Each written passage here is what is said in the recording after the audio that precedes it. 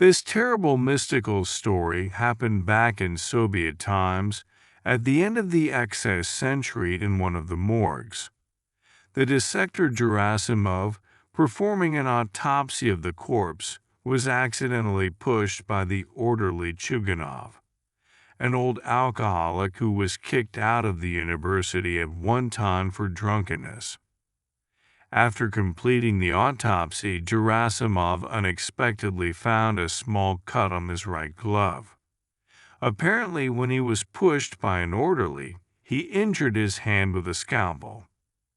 Without attaching serious importance to this, the dissector treated the cut with an antiseptic, and after the end of the working day, calmly went home. And the next morning it became known that Gerasimov had died suddenly. Gerasimov's widow reported the following details about her husband's death. "I came home from work, felt ill, and died in terrible convulsions. The cause of death was determined by an autopsy. Infection with pathogenic microorganisms or corpse poison. Poor Gerasimov was buried by the whole team."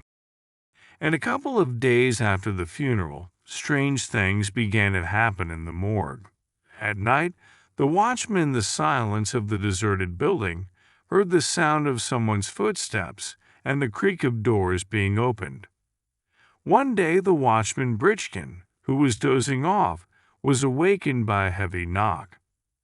The source of the knock was found in the next corridor, next to the duty room. On the threshold lay the corpse of a homeless man, who had previously been on a gurney standing a few meters from the door.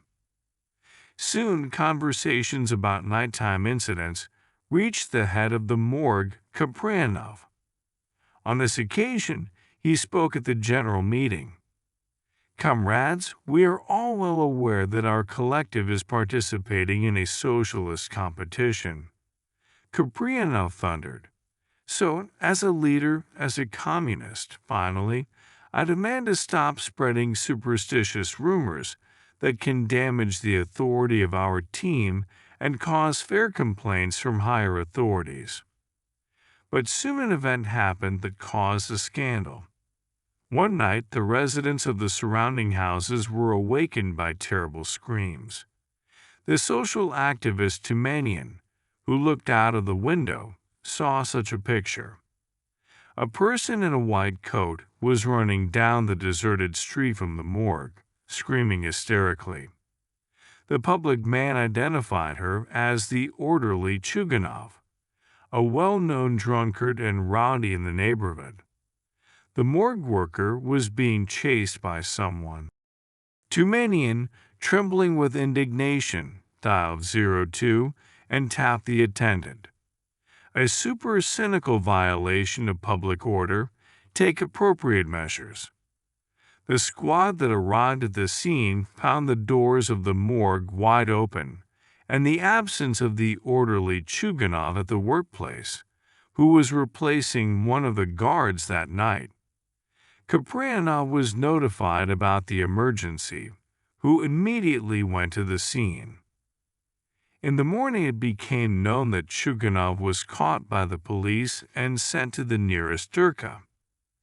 Kaprianov managed to find out that Chuganov, with his eyes bulging, was talking about a certain Gerasimov, who had risen from the grave, who tried to ruin him. All slimy, stinking, pulled his rotten hands towards me. The words of a subordinate were conveyed to the boss. Returning to work, Kaprianov found an unhealthy and disturbing situation in the team. The employees were fearfully discussing the night incident. In a rage, Kaprianov called his subordinates donkeys and announced that this night, in order to dispel all superstitious fears, he intends to personally be on duty in the morgue building. Further events are known from the words of the watchman Brichkin, with whom the chief remained on duty that day. At midnight, Kaprianov decided to make a tour of the premises. I started to follow him, but he told me to stay on duty. Well, fuck him. I ain't going up to the second floor. So I'm sitting, rustling a newspaper.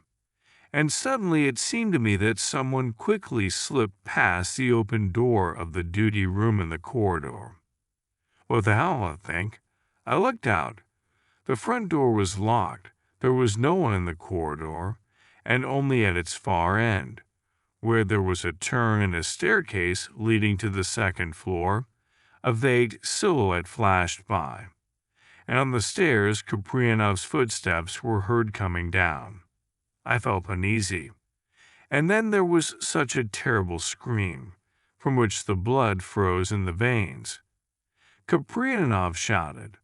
Apparently he ran into someone who passed by the desk and managed to turn into a corner before I looked out into the corridor.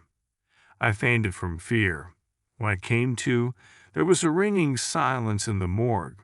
It was already dawn on the street. I gathered my strength and examined the whole building. I didn't find anything suspicious. Kaprianov was also nowhere to be found. This story of the watchman made the most depressing impression on the morgue staff who came to work in the morning. However, they failed to discuss the situation. Indignant voices were heard in the funeral hall, from where relatives take their deceased to be buried. A crowd of angry citizens burst into the room. Why did you put some kind of face to our grandfather? They were making noise. In fact, in one of the coffins, Jack lay two dead men. One is a bald old man, the other is the head of the morgue, Kaprianov, with a face distorted by a grimace of horror. It was established that Kaprianov's death occurred as a result of a stroke. It was said that it was caused by extreme fright, but it was not possible to establish who or what scared Kaprianov to death. The scoundrel who put the dead boss in the coffin to the old man also remained unknown. However, some people said that the ghost of the prosector Gerasimov was responsible for a series of terrible events. At first they believed them, but in the future nothing terrible happened. The morgue lived its normal life, and such conversations gradually disappeared.